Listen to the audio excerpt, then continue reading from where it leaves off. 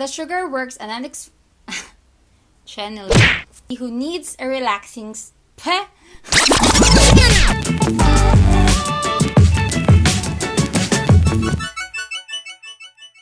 Hello everyone, welcome back to my channel. This is M, and in today's video is going to be our second episode of the Christmas DIY gift idea series. If you haven't watched the first episode yet, I will link it here and will also put it in the description box so you can watch it. If you like these types of videos, please click on the like button, share it, and subscribe if you haven't already. Also turn on the notification bell so you won't miss out if I upload new videos. In this video, we're going to make a DIY body scrub for your friends and family.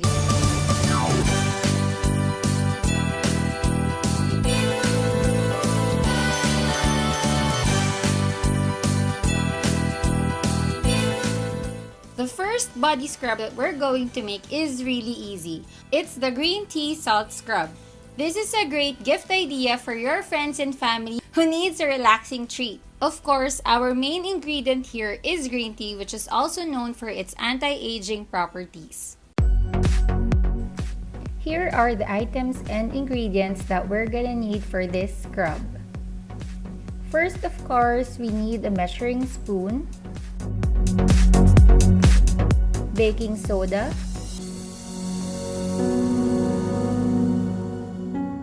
a container or a bottle, and a stick for stirring. We also need Epsom salt, olive oil, and coconut oil. You can also use essential oil or vanilla extract. Use a chain or ribbon to decorate. Just be creative.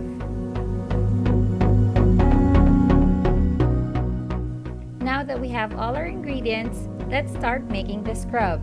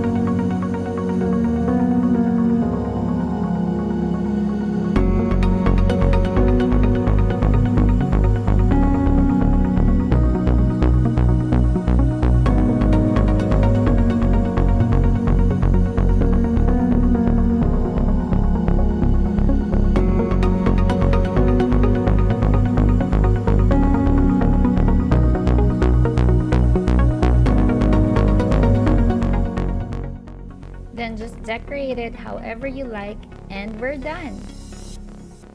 Green tea salt scrub, great for a relaxing treat.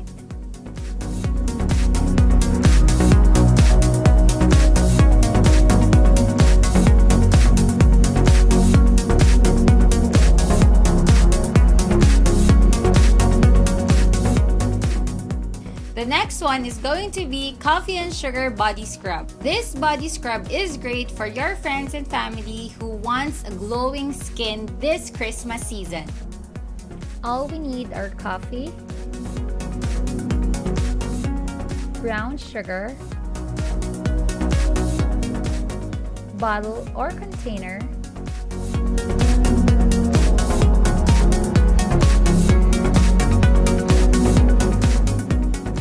olive oil,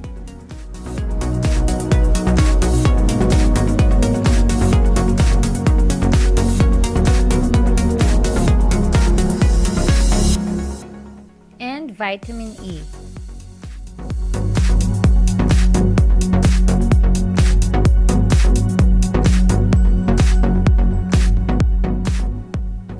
This scrub is rich with antioxidant, which helps fight cellulite, while the sugar works as an exfoliator, which helps get rid of dead skin.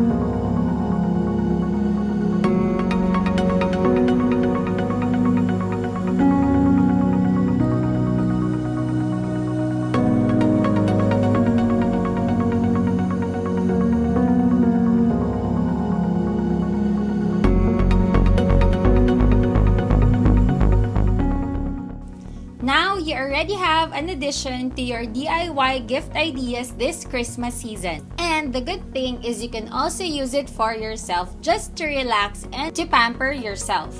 I hope you enjoyed this video. Please like, share, and subscribe.